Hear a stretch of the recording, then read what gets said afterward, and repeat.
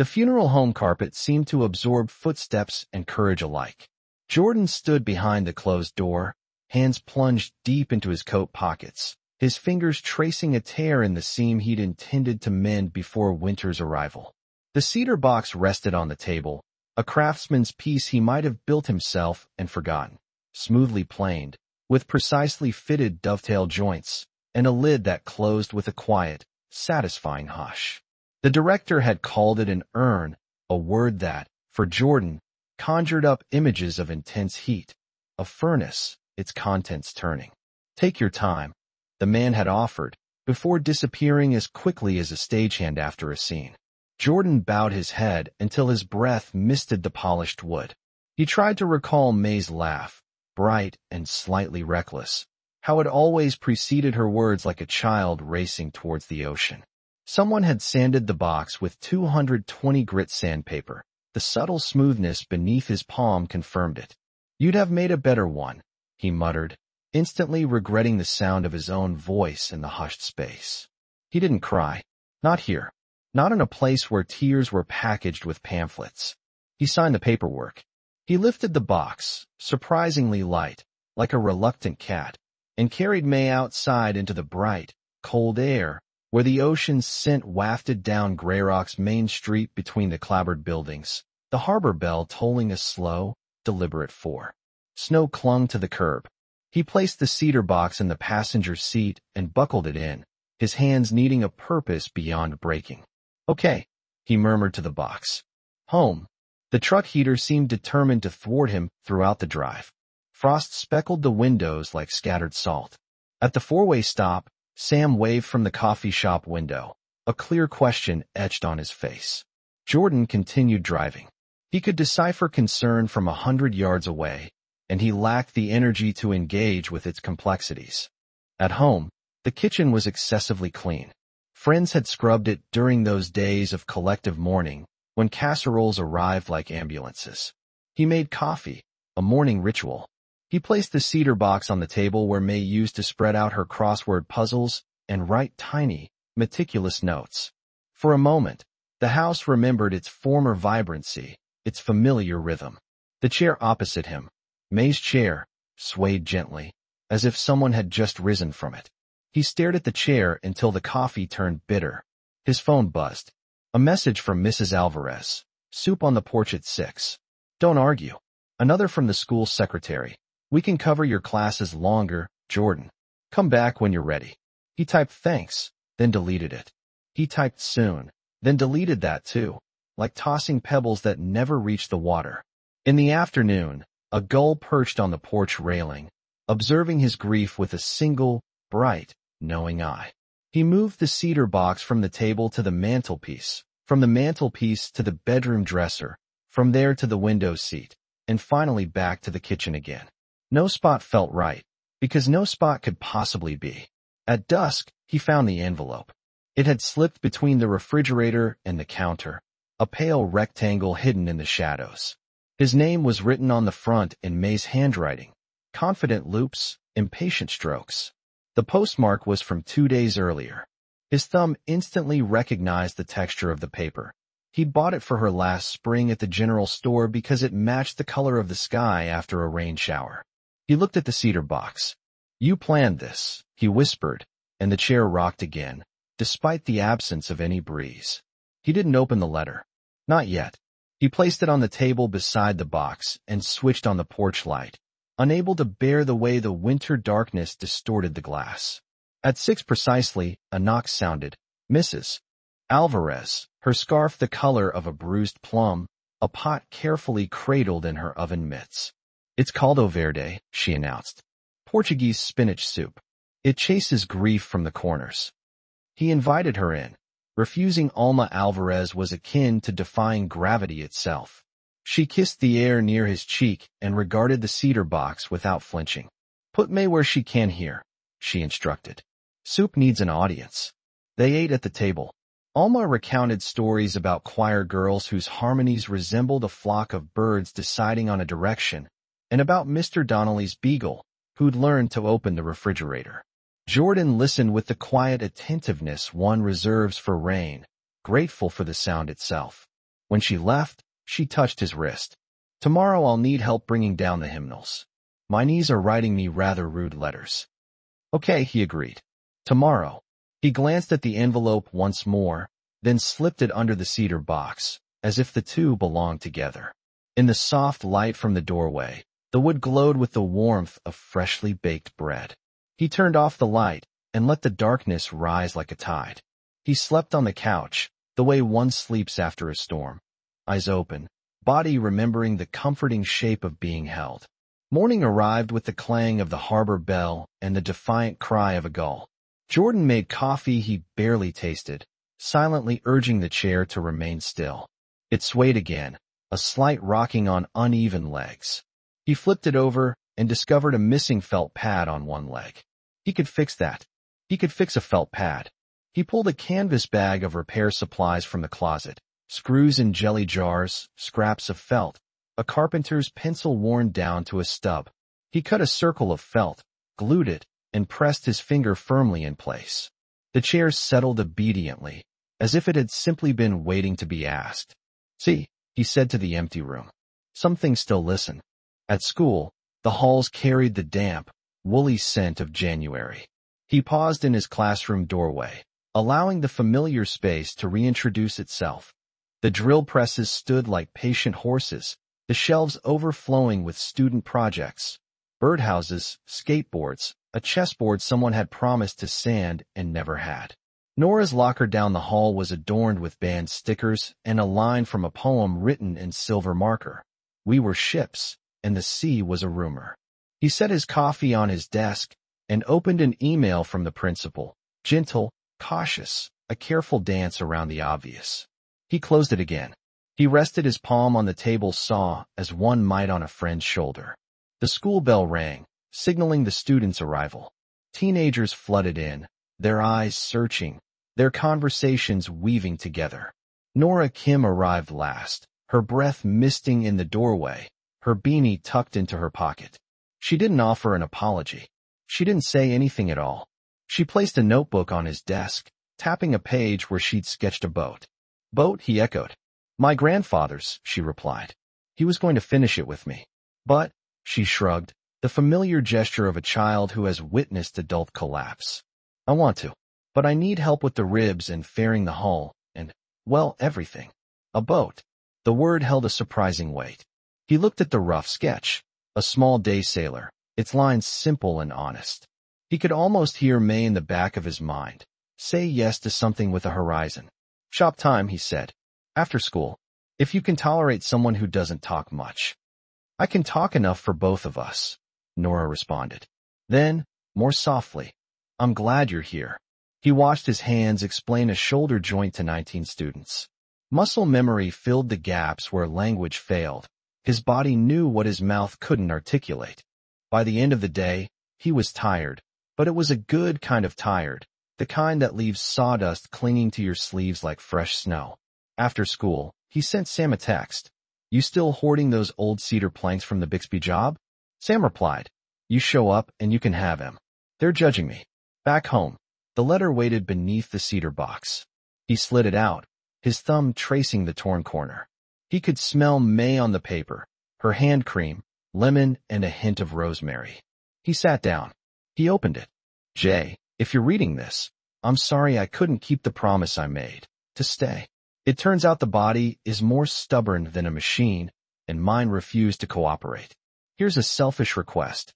Find the second sunrise. The first one is easy. It happens every morning whether you deserve it or not. The second one is the one you choose to embrace. The one you actively seek out. It won't look like me. It shouldn't.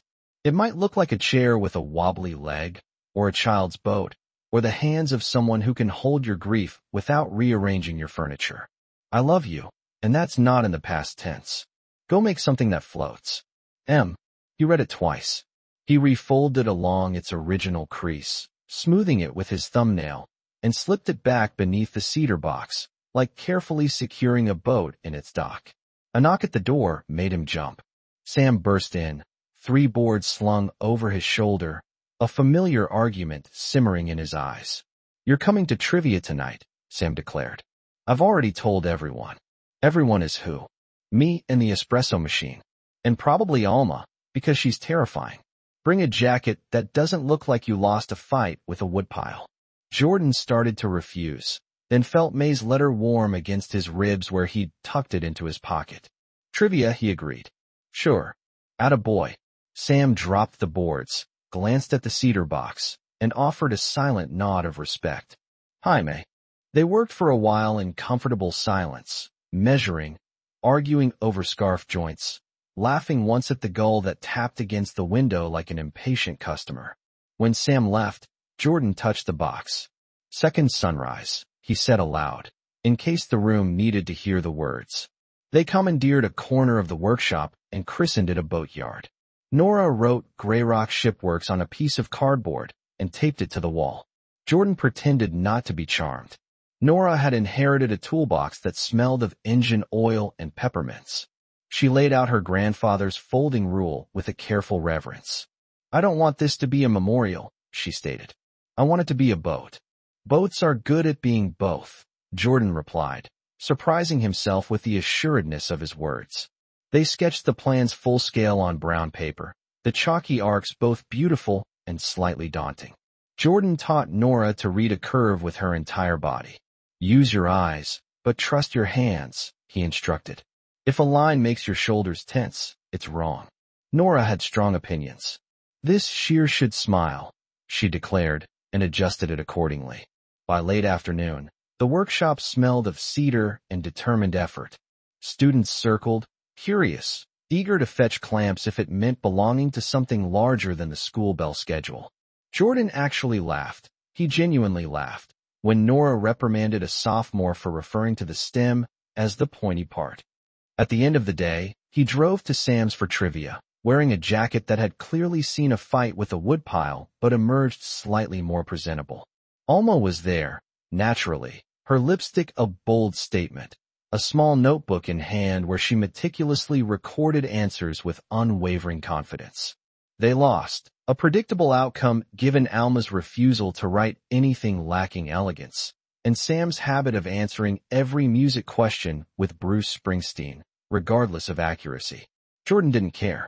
The lively noise of the room soothed his frayed edges. After the third round, Sam remarked, the harbor paramedics back in town. Saw her at the pier this morning. Riley Quinn, remember?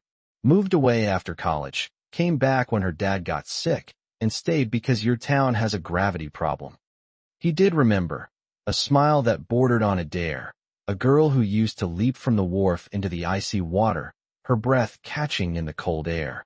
He remembered the rumor that she'd married a restless man and then unmarried him with the same ease one removes an invisible splinter.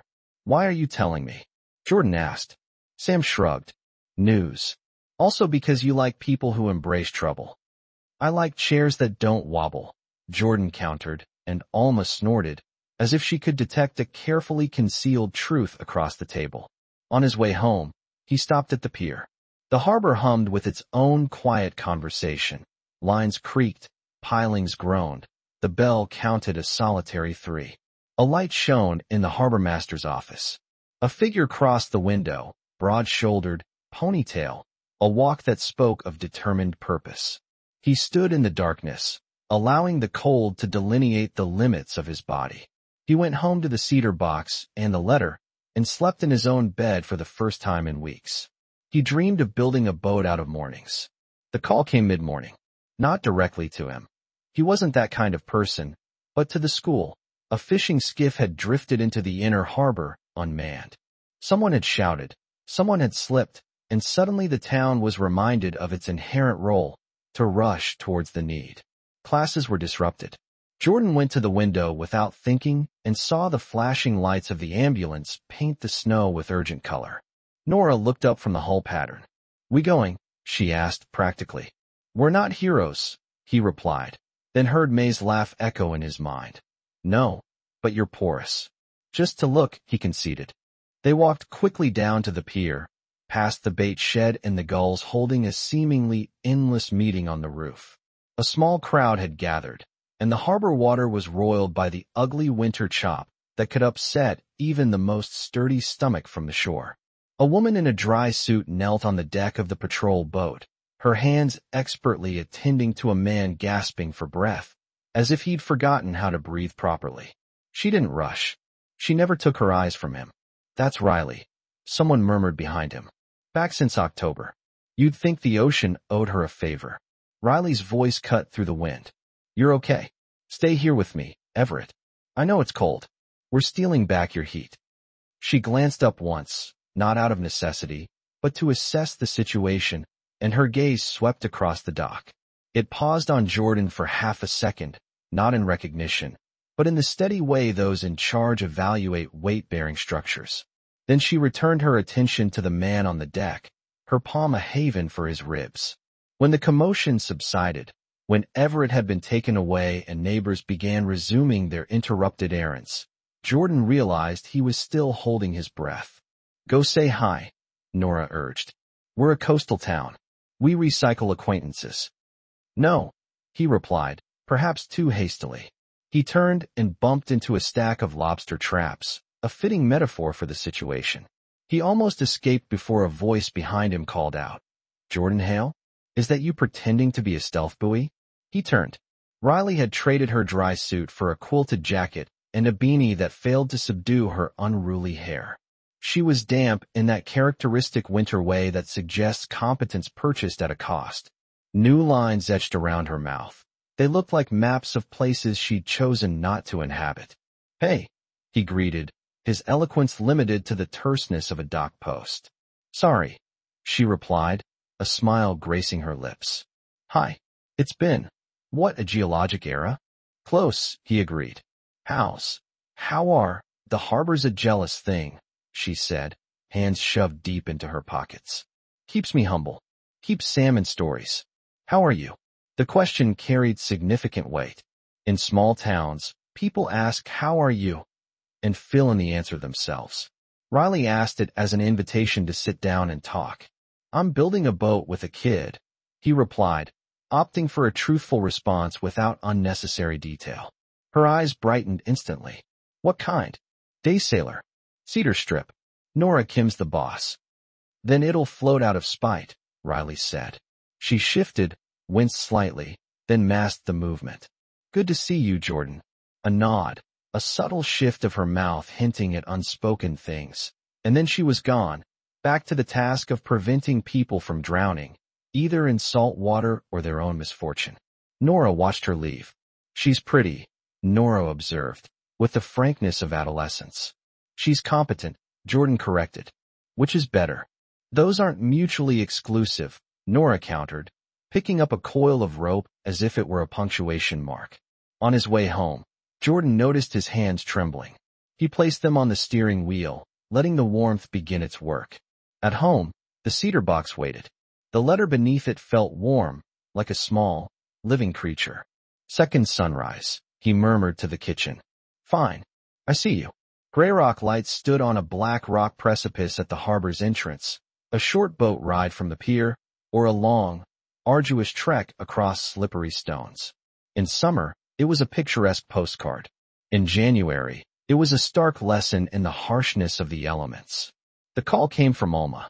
"They want to reopen the lighthouse for public tours by spring," she announced. "Which is impossible unless the handrails stop acting like ice rinks. You have hands. You have common sense. You will help." "I have a job," he replied, not quite defensively. "It's Saturday," she countered, as if she'd invented the calendar itself. "And there will be chowder." Riley met them at the dock with a toolbox and a grin that betrayed a lack of sleep. "I'm the medical standby," she announced, dropping the box onto the skiff. "Also the one with the boat." "Mrs. Alvarez said there'd be chowder," Jordan said. "Oh, there will be," Alma confirmed darkly. "It's my chowder. Evan can ferry water if he wants to be useful." Evan Torres, harbor master, shoulders like a doorframe, Riley's ex, raised a gloved hand from across the dock in a gesture of good-natured agreement. He had the air of a man who'd rebuilt his life twice and was considering a third for the sheer challenge. "Don't argue with Alma," he advised. "Tides have tried." The boat ride was soaking. Riley navigated with her knees braced, her smile wide and unconcerned, every part of her attuned to the boat like a violinist to her strings. Jordan watched her hands on the throttle and felt the familiar pull of competence as attraction, the way someone who understands a problem becomes its own kind of weather. At the lighthouse, the wind slammed into them. The handrails were precisely as advertised, treacherous, pitted, eager to play the role of villain. Jordan began work with a wire brush and salt-resistant epoxy while Alma prepared a substantial amount of chowder on a portable burner, with the confident authority of a seasoned general. Riley moved with the efficiency of a medic who'd mastered heat conservation, slow when unnecessary, quick when the universe called her number. She fetched water, held a ladder, handed him bolts without being asked.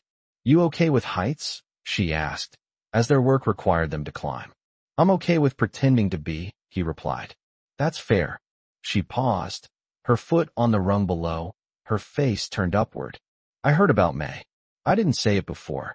He braced himself for the inevitable platitudes. "At least, time heals. She's in a better place." Riley didn't resort to them. "She had a laugh that could knock people off their feet," Riley said, her voice carefully preserving the image. Jordan's grip tightened on the cold metal. He wanted to commit this precise sentence to memory, for those times when the world attempted to rewrite the story. "Yeah," he agreed. She did. They worked until their hands forgot the difference between hot and cold, remembering only pressure and angles. The railings reluctantly became less dangerous. Alma fed them chowder so rich the spoon stood upright, defying gravity. Evan ferried a replacement drill battery and a joke about the Red Sox that provoked Alma to threaten excommunication from spring's events. As the lights softened into afternoon, Jordan and Riley stood at the gallery railing, looking back at Grey Rock. The town cascaded down its hill like a handful of houses someone had carelessly dropped.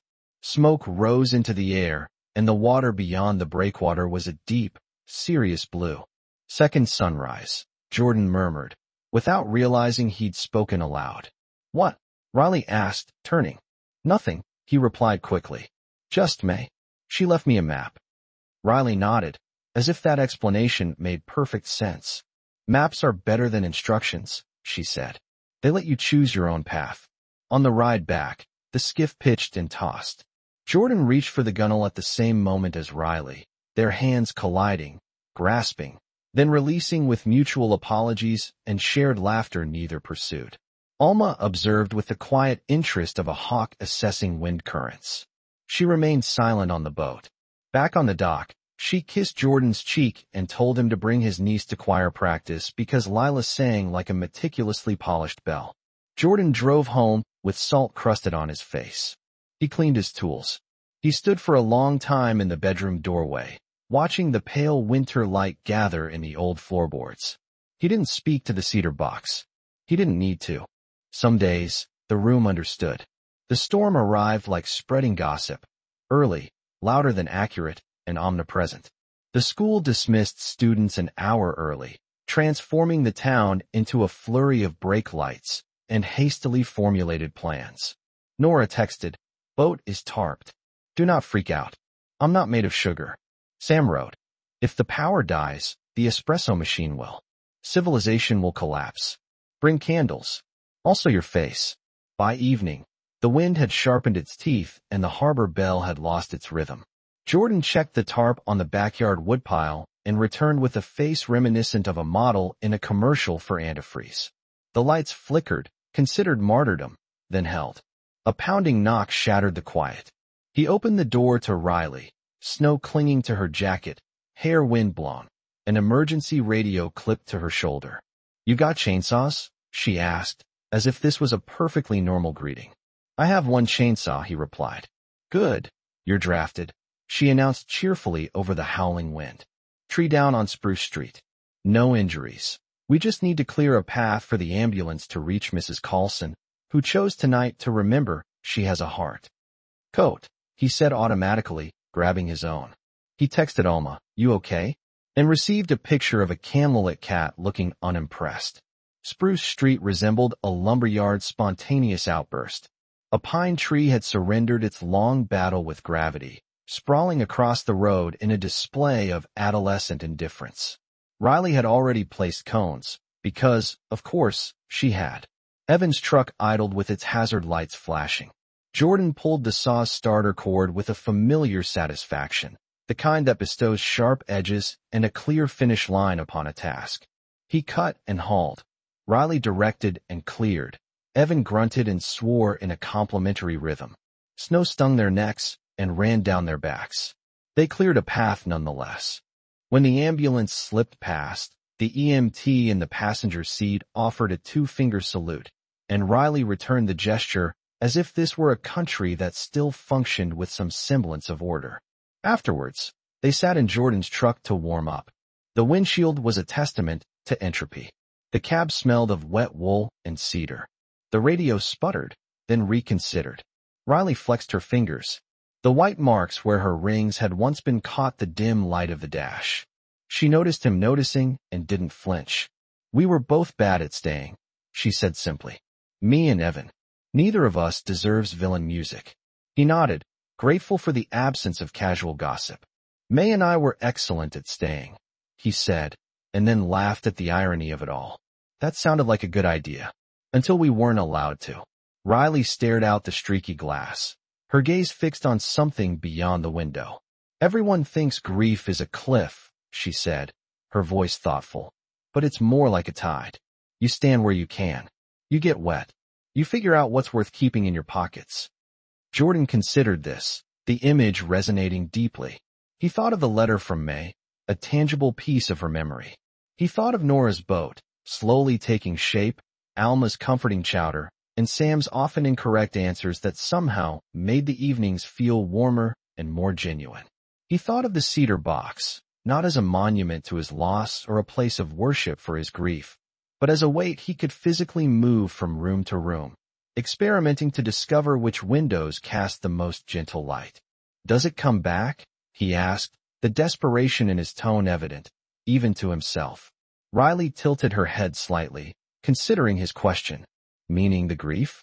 "Yeah," she said, a hint of a smile playing on her lips. "Different shape, but it fits. The trick is not to be picky about the shape." A sudden gust of wind caught a corner of the tarp covering his woodpile, snapping it like a rebellious flag. He almost went outside to secure it, then decided against it, choosing to let the imperfections of the world remain, at least for one night. The radio crackled with static. Riley sighed, a sound of weary acceptance. "Back to work," she said, her tone shifting back to professional. "Thank you for the help." "They're not doing much else," he replied, a touch of self-deprecating humor in his voice.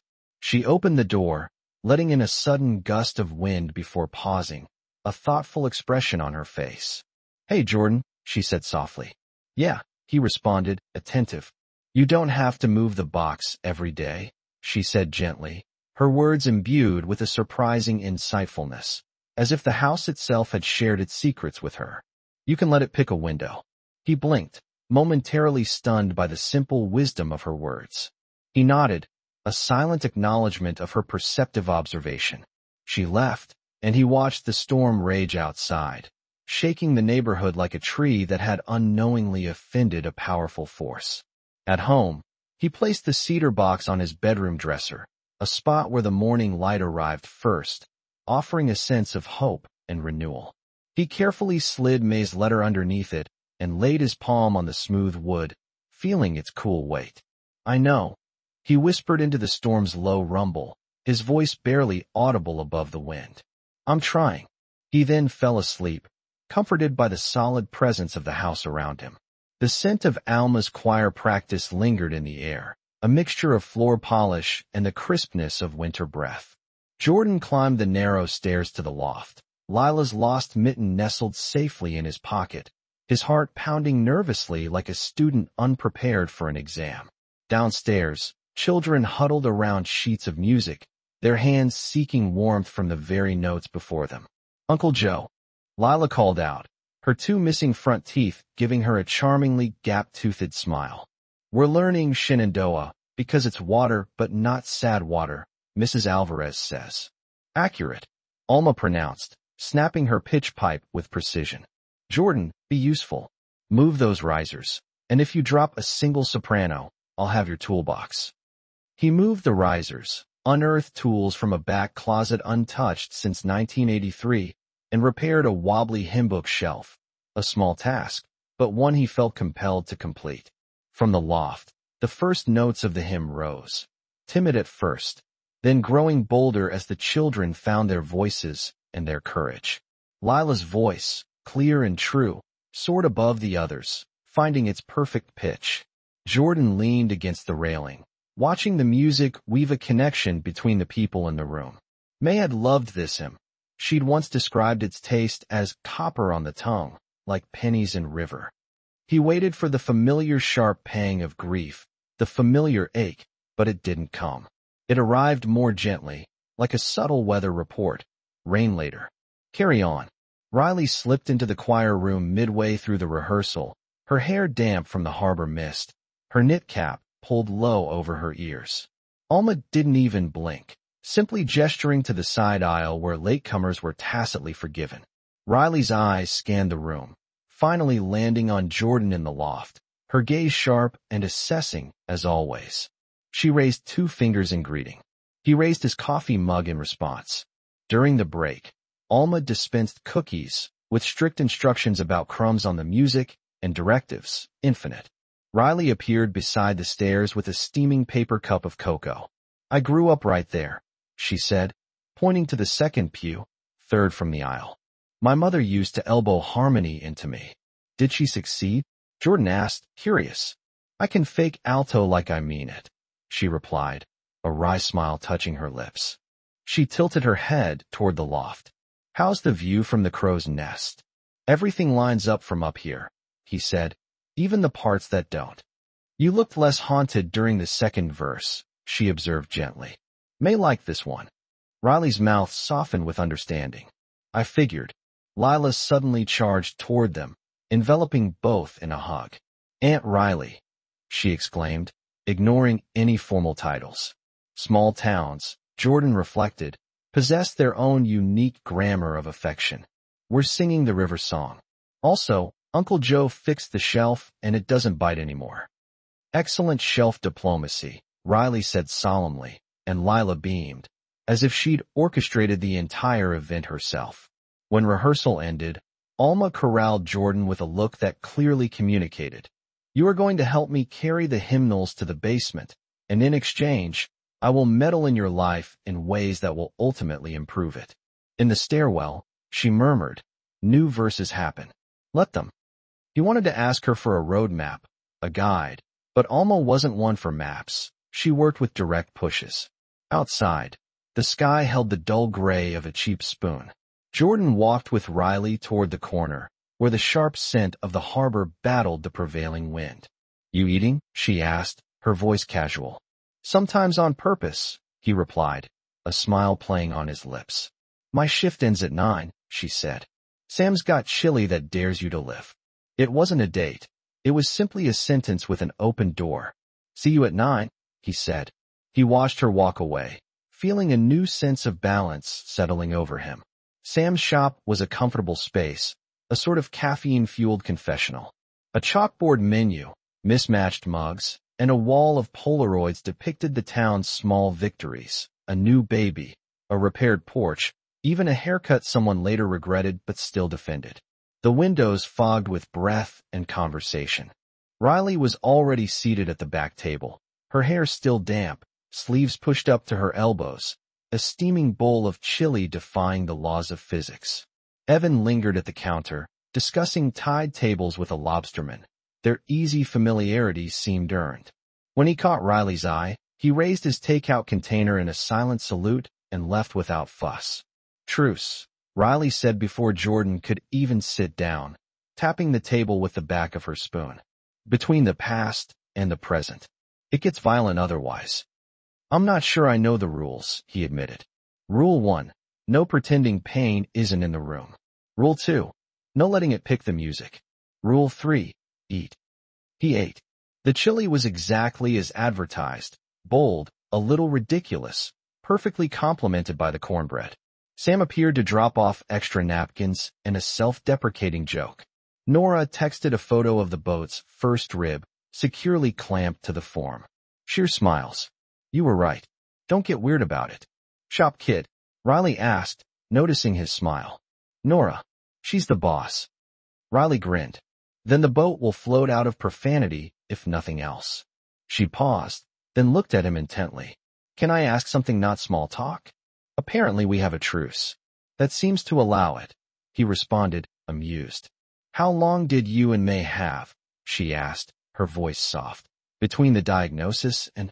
He took a sip of his drink, a necessary gesture. 13 months.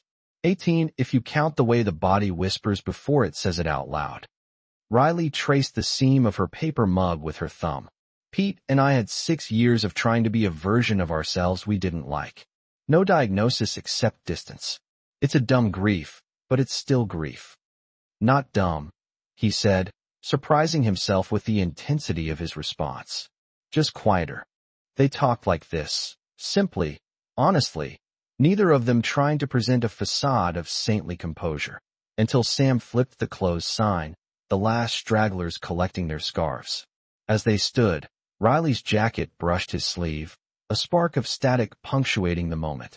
She smiled, half amused, and smoothed her cuff. On the sidewalk, the wind pushed them together. You need a ride? He asked. I've got my truck, she said. But walk me to it, and I'll let you pretend you're braving the elements on my behalf. They walked to the municipal lot. The town held a deep winter quiet, where sound seemed to travel further than usual.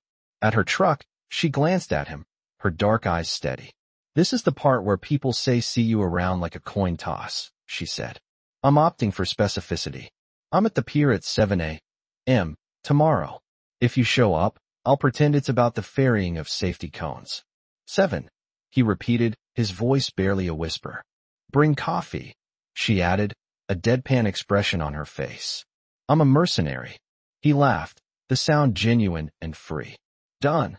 When she climbed into her truck, he noticed a slight wince, the slow ache of a long workday. She saw him see it and didn't try to hide it. Winter taxes paid, she said lightly. Good night, Jordan. Night, he said, lingering long enough to feel slightly ridiculous, then walked home with a nervous energy that made him consider sanding things that were already perfectly smooth. At the kitchen table, the cedar box occupied its corner of the room, a familiar presence. He touched it once, not as a question, but as an acknowledgement. The letter remained where he'd placed it, like a keel holding steady. 7 a.m. suddenly felt more concrete, more defined. Boat building expanded the hours, blurring the lines between early and late for the shop's clock. Nora arrived with a second-hand playlist that unapologetically embraced both punk rock and Debussy. Jordan brought donuts on odd days and delivered lectures on tool respect on all of them. They meticulously bent cedar strips over the forms, the hull gradually acquiring a curve that eased the tightness in Jordan's chest. She's a fast little liar, Nora said approvingly, referring to the boat's promise of greater speed than it actually possessed. They set the stem with an epoxy fillet while a chorus of freshmen pressed their noses against the safety glass, witnessing mythology in progress. Regattas in May, Nora said, almost casually. Student division. If we finish by April, we can practice in the cove when the ice stops judging us. Jordan pretended to consider, already mentally measuring the calendar in clamps. You'd need a crew. I was thinking, Nora said, her eyes shining brightly. You. He stared, his mouth opening to reflexively say no. Then, a vivid image flashed in his mind. May on the wharf, hair windblown, yelling lean at him during his first clumsy attempt at keeping a dinghy from battling the physics of water. He heard Riley's voice echoing in his memory. Meaning comes back. Different shape. Okay, he said, and Nora hooped so loudly that the freshmen scattered like a startled school of fish. During cleanup, Riley tapped on the glass and mimed needing a vice grip. Jordan handed it to her through the side door. She held it like a trophy. Boat's getting pretty, she said. You two taking her to the regatta? Apparently, he said. Prepare your rescue protocols. Noted. I have a blanket strictly for the humiliation of old men who think they're 20. I'm not an old man. Riley's grin widened. I didn't say you were. She waved the vice grip as if it were an excuse and jogged toward the pier. He watched her go, recognizing the specific difficulty of wanting to foster more conversations with her. After school, Jordan and Nora sanded until dusk. Fine cedar dust coated their sleeves, turning them a pale gray. "You're different," Nora said, without looking up. "How's that?" "You laugh now," she said matter of fact. "Still weird, but less like you're apologizing to the air." He almost teared up, absurdly moved by her simple observation. "You're not wrong," he said. They finished filleting the last seam. Jordan's phone buzzed. "Sam, sending a photo of a flyer. Grey Rock Winter Bonfire. Harbor Beach, Saturday," with a string of texts. "You. Outside. Fire. People. No morning bench allowed." Jordan typed back fine. He could feel the day ahead expanding, as if he'd just pried open a window. He swept the shop. The boat glowed with an inner light, as if possessing its own unique weather system. Second sunrise, he thought, contemplating her graceful lines. This time, not a metaphor, a vessel ready for launch. Saturday on Harbor Beach arrived with a wind that argued with the fire that strove to overcome it. The entire town gathered to negotiate February. Children flinging themselves onto the frozen sand. Elders sharing stories that visibly steamed in the cold. Teenagers pretending not to care, while revealing their deep concern through their facial expressions. Riley maintained the safety perimeter with calm authority and a thermos that seemed capable of reviving the dead. Evan handled the permits, and the inevitable individual who insisted his fireworks were basically legal. He managed the pyromania with a smile that demonstrated practice. Jordan arrived with Lila on his shoulders, Alma marching beside them like a steady tugboat. Sam pressed a paper cup into Jordan's hand and a warning into his ear. "Evan's okay," he said quietly. "Don't let your brain cast him as the villain. He built that new wheelchair ramp at the pier with his own money." "I'm not casting anyone," Jordan replied, aware of how quickly people can choose sides. Evan intercepted him near the driftwood pile. "Jordan," he said, "it's been too long." "It has," Jordan agreed. Their handshake wasn't competitive, which made a significant difference. "I heard about May," Evan said, his face open and sincere. "She made me join the 5K that year by offering me a pie I never got to collect. She bribed a town into cardiovascular health," Jordan said, and they shared a laugh that seemed to reinforce a fragile bond between them. Evan's gaze shifted to Riley, who stood nearby, her hat pulled low, her medical bag slung over her shoulder. "We're good," he said, answering the unspoken question. "Took me a bit to learn what being good looks like after, but we're good." "Glad to hear it," Jordan said, meaning every word. As night descended, the bonfire grew stronger, binding the community together. Lila fell asleep under Alma's coat, her small weight shifting Jordan into protective mode. Riley slid down beside him without fanfare, their elbows touching through their jackets, the warmth of her presence a comfort that didn't need to be named. "Evan told me he talked to you," she murmured. "He did. He's decent," she said. "It took both of us a while to figure out how to be decent at the same time." The fire sent a shower of sparks skyward. Someone started playing a guitar. A few voices harmonized in the darkness. "Can I ask something dangerous?" Jordan said, his heart pounding. "That's my brand," she replied, a hint of amusement in her tone. "What would you want a person to know, going in?" he asked, his heart pounding with anticipation. "If that person liked you." She turned her head, her breath visible in the cold air, her eyes unreadable in a kind way. "That I'm still relearning the shoreline," she said. "That some days the tide covers everything and I need to stand on rock. That I don't do halfways anymore. That I'm not here to replace anyone, and I won't let anyone try to replace me either." He exhaled, the tension slowly leaving his body. "I could live with those terms." "You'll have to," she said softly, a hint of a smile on her lips. "Because they're not negotiable." A child hooped as the fire collapsed inward, and everyone cheered as if this moment held profound meaning, and it did. Jordan looked around at the circle of faces and felt, for a brief moment, centered in a life he hadn't planned, but could potentially love. When the crowd thinned, Evan brought over a crate of unburnt wood and placed it beside Jordan. "For your shop," he said. "Not the good stuff, but honest. Like me." "Thanks," Jordan said, and a tension within him eased.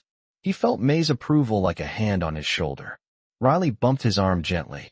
"You did fine," she said. "No one drowned. The fire didn't elope." "Grade A. Room for extra credit?" he asked, teasing her. "There's always room," she said, then walked away with a look that could be interpreted as a promise, if handled correctly. A thaw day arrived, drunk on sunshine. Lila insisted that the wind had been created for her amusement, and that anyone who failed to bring a kite to the point was purposefully foolish. Jordan, properly chastised, produced a dollar-store diamond kite with a tail he'd fashioned from fabric scraps. The wind at Greyrock Point transformed amateurs into athletes. Lila ran, hooped, letting the strings sing in her palm, the kite ascending like a long-overdue idea. Jordan jogged behind her, laughing against his will. "Let it pull," he coached. "You don't have to muscle it. Feel where it wants to go." "It wants to go to the moon," Lila shouted. "I'm the boss of the moon." Then, because narrative often possesses a comedic streak, the string wore a groove into her mitten, and the kite nosedived into the scrub pines clinging to the bluff. It dove with purpose, with a clear sense of grievance. "Oh," Lila said, suddenly small again. "Not a tragedy," Jordan said, surveying the thicket. "A problem with a ladder." "No ladder," Lila pointed out, practically. "Then an uncle with bad ideas." He started to climb, foolishly, as uncles often do, testing rocks with his feet, branches with his hands. The kite had entangled itself in a pine like a cat seeking the most inconvenient shelf. Halfway up, he reconsidered the state of his bones. Then, a voice from below. "Do not make me file paperwork on a hail in a tree." Riley, arms crossed, grinned up at him.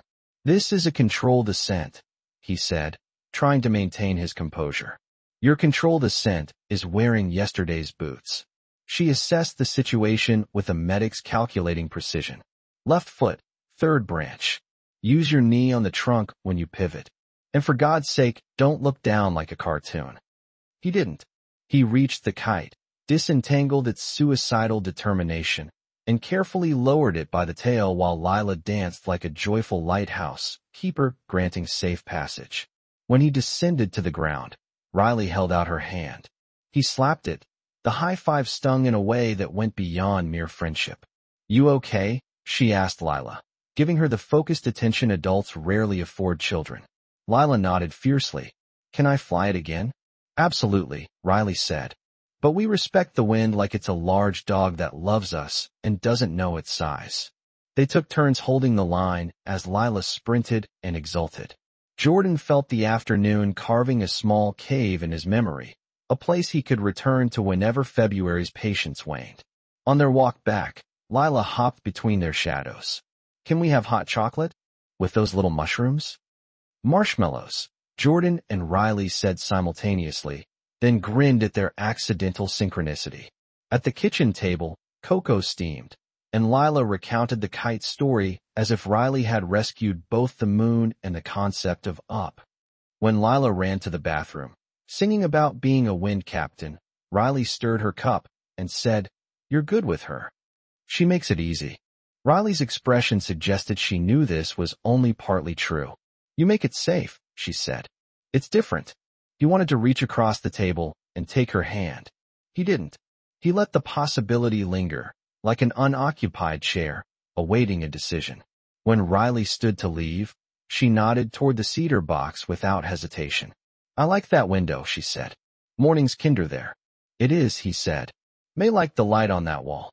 We painted it wrong once and then laughed at it until it forgave us." Riley smiled, a warm, genuine smile. "See you at the pier?" It felt warmer than just an invitation. It felt like an acceptance. "Tomorrow," he said. After the door closed, Lila whispered conspiratorially, "I like Riley." "Me too," he said, speaking aloud for the first time, not as confession, but as simple fact. May's birthday arrived like an uninvited guest. The calendar's square looked no different from any other. Yet, Jordan's body knew. He woke with the strange lightness that often precedes great heaviness. He made her pancakes. He always had. Badly, then better, then with a touch of arrogance. And he made them now, even though the person who'd critiqued the edges for crispness wasn't there to enjoy them. He placed one plate at the empty seat because traditions don't require witnesses. He poured 2 coffees and drank both. On his way to school, he detoured to the rocky spit where they'd once made a silly promise during a meteor shower. We'll always look up when we're sad. He looked up. The sky was a featureless sheet. He chuckled at the cosmic timing. At the shop, Nora arrived, her backpack overflowing, her expression carefully neutral. She took one look at him and established the tone of the day.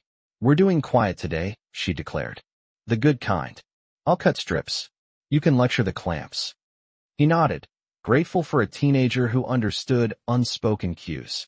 They worked without excessive conversation. Rhythm took them over. At lunch, Nora slid a Tupperware container towards him. "My mom made japchae," she said. "Carbs plus noodles, which are honorary carbs." He ate. It tasted like someone's home kitchen in a country whose culinary rules his tongue didn't understand, but longed to learn. "Thank you," he said sincerely. After school, he walked to the pier with a small bouquet of winter greens he and Lila had gathered from the yard. Pine, dried hydrangea, and a sprig of rosemary because May had loved burying her nose in it, proclaiming it smelled like the act of remembering. He fastened the bundle to the railing with twine. "You marking the day?" Riley asked gently, appearing as if summoned by the tide itself. She didn't comment on the bouquet. She simply stood beside him, allowing the harbor to speak for itself. "Pancakes," he said. "A bad joke about the sky forgetting to perform. Then this." "She'd approve," Riley said. "We don't owe the dead somberness. Just honesty." He swallowed, his throat tight. The bell on the breakwater moaned like a voice reconsidering its previous pronouncements. "Somebody told me to find the second sunrise," he said, his gaze fixed on the boundary where ocean met land. "Good advice," Riley said. "What does it look like today?"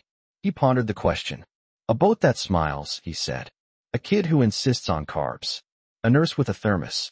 A neighbor who makes soup that argues with grief. A cedar box that doesn't need moving. Me," he surprised himself. "Me not apologizing for still being here." Riley nodded, her eyes on the water. "Happy May Day," she said softly, the phrase landing with perfect precision. They didn't touch. They didn't need to. When he left, the greens bowed to the rail, the rosemary whispering its story to the wind. He went home, opened May's letter, and reread it because some maps deserve more than a single perusal. He slept in his bed. He didn't dream of loss. He dreamed of hands, many hands, lifting a small hull and carrying it towards the water. The state education office mailed envelopes that resembled overdue bills. Jordan almost didn't open it, but Nora's scrawled note on the corner, "Open or I will," compelled him. Inside, a letter confirming Greyrock High Shop program had received a small but significant grant for community projects. "You wrote the proposal?" he asked Nora, astonished. "Borrowed your words from the regatta pitch," she said. "Added swear-free adjectives. Boom." The money would provide better tools, more materials, and the kind of recognition a small-town program rarely received. Jordan read the letter twice, his chest aching with a mixture of pride and apprehension. May would have thrown a parade, Alma said when he told her. "So we'll settle for chili dogs on my porch." At home, he placed the grant letter beside May's. The 2 documents looked like bookends to a story he hadn't expected to continue writing. Spring's thaw brought regatta practice. The boat bobbed in the cove like a secret everyone wanted to test. Children crowded the shore. Riley stood with her medical kit, feigning indifference while Jordan and Nora almost intentionally capsized. That night, Greyrock Beach hosted another bonfire, this one sanctioned by thaw and adolescence. Music spilled from a portable speaker, flames leapt high, and laughter intertwined with the salty air. Jordan found himself beside Riley, both holding paper cups of excessively hot cider. The fire illuminated her face in shifting patterns of gold and shadow. He said something. He couldn't even recall what, and she laughed, tilting her head back. The sound unlocked something within him, The kiss happened like a sudden weather event. Unexpected, undeniable. Warm lips, salty wind, crackling fire. It was brief, but sufficient to terrify them both. They pulled apart, their eyes wide, not with regret, but with the recognition of precarious cliffs. Not tonight, Riley whispered. Not like this. Jordan nodded, his throat constricted. The fire roared on, indifferent, as if the entire town hadn't just shifted on its axis. March betrayed them. Elate. The storm ravaged the coast, freezing pipes and coating the harbor in ice. Jordan felt his grief ambush him again, the chair rocking erratically, the cedar box feeling heavier than usual. The memory of their kiss haunted him, not with shame, but with a dangerous, yearning longing. At school, he lashed out at Nora for her improper sanding technique. Her eyes hardened. "You're not mad at me," she stated flatly, leaving early. He sat alone in the workshop, sawdust settling like a fresh snowfall. That night, he ignored Sam's texts. He restlessly shifted the cedar box from his dresser to the kitchen table and back again, his anxiety palpable. The letter remained in his pocket, unread for the first time in weeks. He felt like a complete imposter, building boats, sharing daring kisses, while the taste of May's birthday pancakes still lingered vividly on his tongue. The storm eventually subsided, but the silence within him persisted for 3 days more. When the pipes finally burst, neighbors arrived like a cavalry charge. Alma brandished towels like banners. Sam brought buckets. Riley, with characteristic colorful language, carried in a portable pump. The living room transformed into a swamp. Jordan stood amidst the chaos, numb, until Riley grasped his shoulders. "Stop watching. Start moving," she commanded. He obeyed. He hauled furniture, ripped up sodden rugs, and joined in the collective cursing. They worked until dawn, leaving the house gutted but structurally sound. Exhausted, they collapsed around mismatched mugs of coffee. "This is what we do," Alma declared fiercely. "We support each other through the hard times."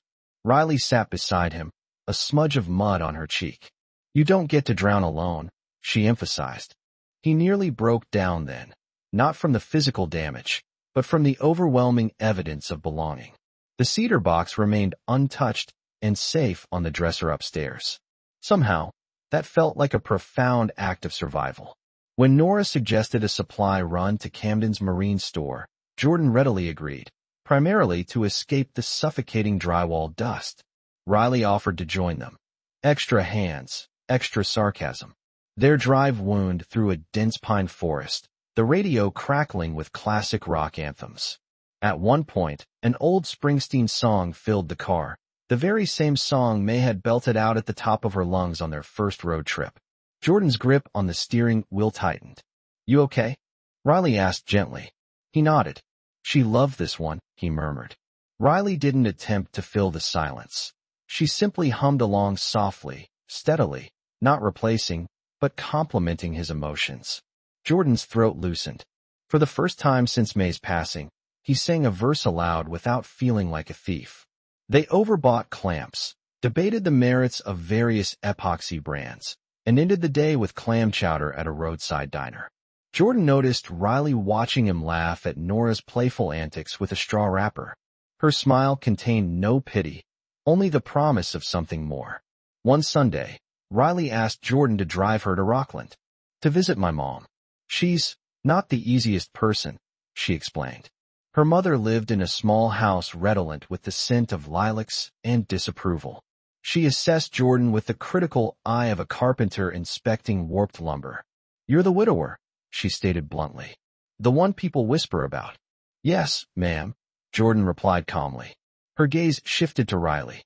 "And you, always drawn to those who are broken." "Not broken," Riley countered, steel in her voice. Building. The visit was tense and strained, but Jordan observed how Riley held her ground, refusing to flinch under her mother's scrutiny. On the drive home, she stared out the window, her jaw clenched.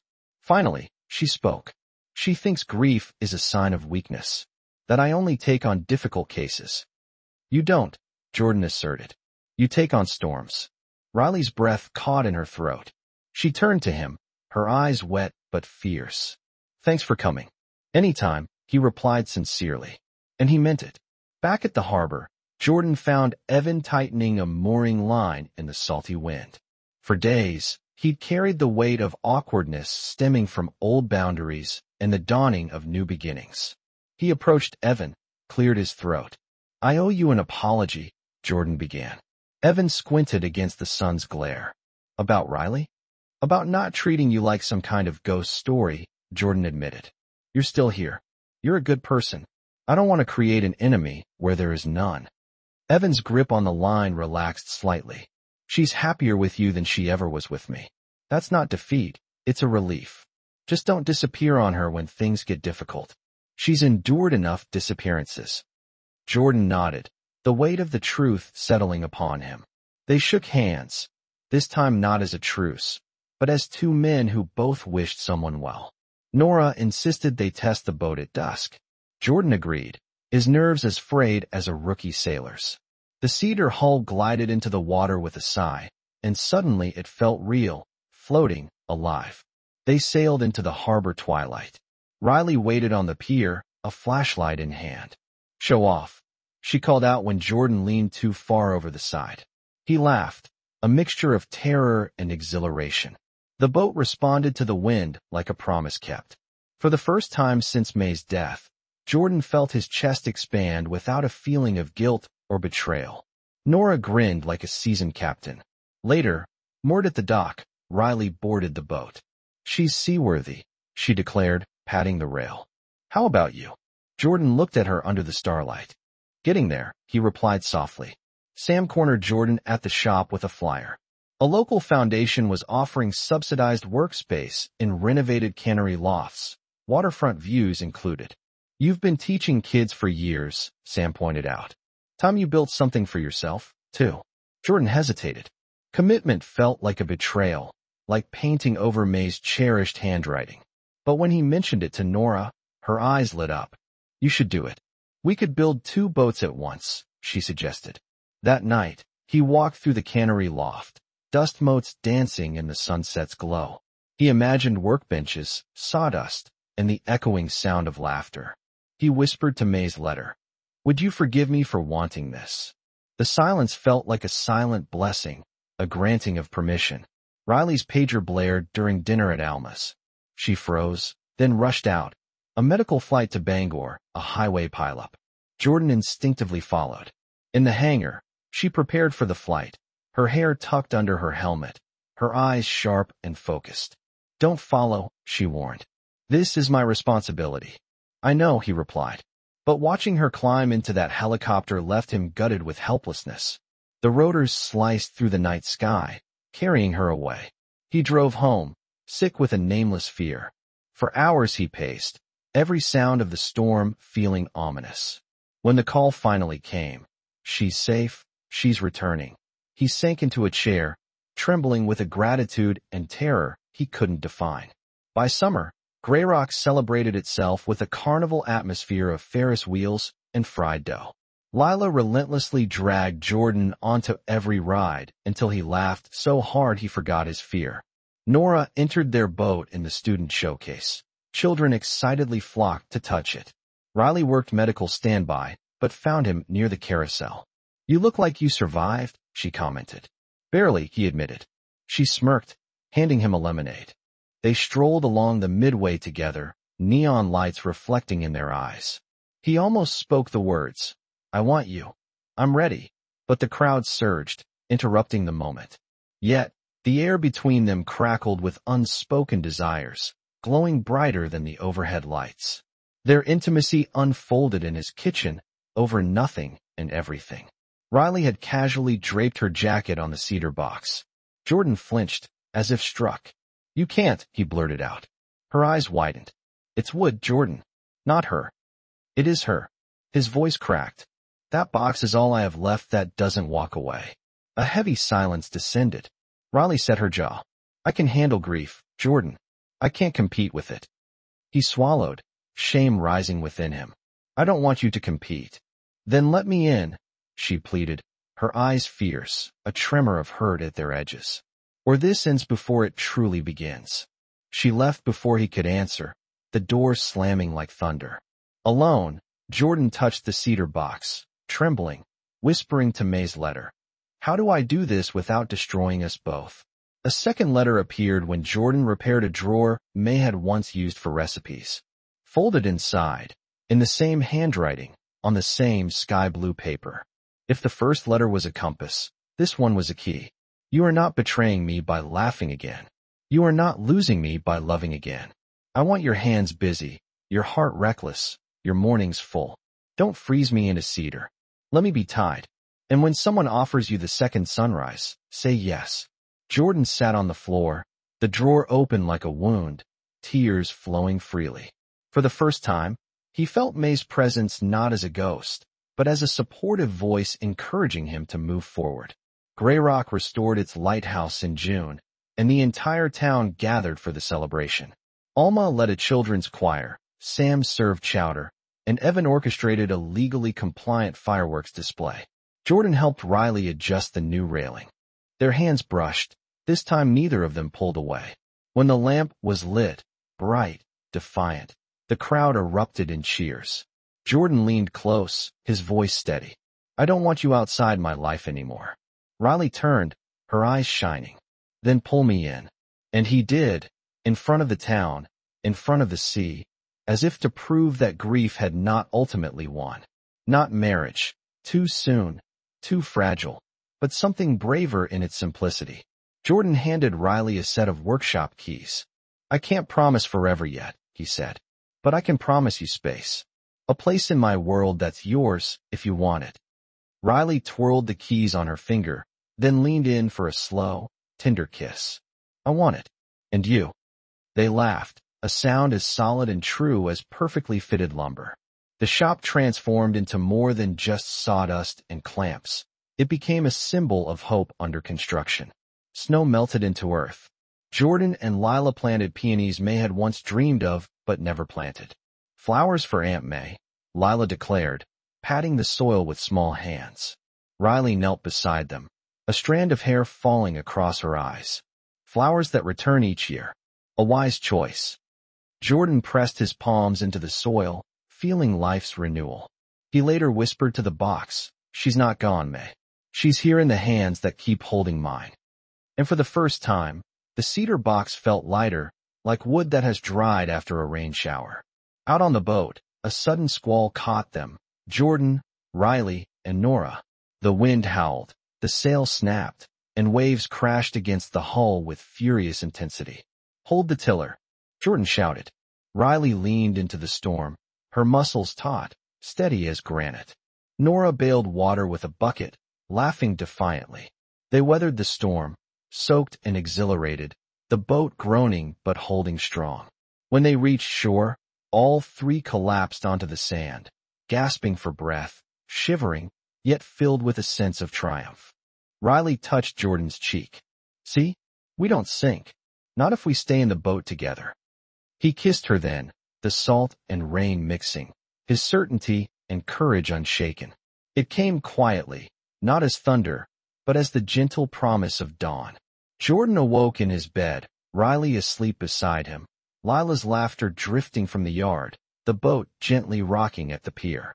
He brewed coffee, opened May's letterbox one last time, and read the words he now carried deep within his soul. Say yes. Out the window, the horizon blushed with the soft hues of sunrise. He stepped onto the porch, mug warm in his hand, the air fragrant with the scents of sea and cedar. The first sunrise belonged to the world. The second belonged to him. He whispered, his voice steady. I'm still here. And I love again. The tide responded. The town breathed. The day began.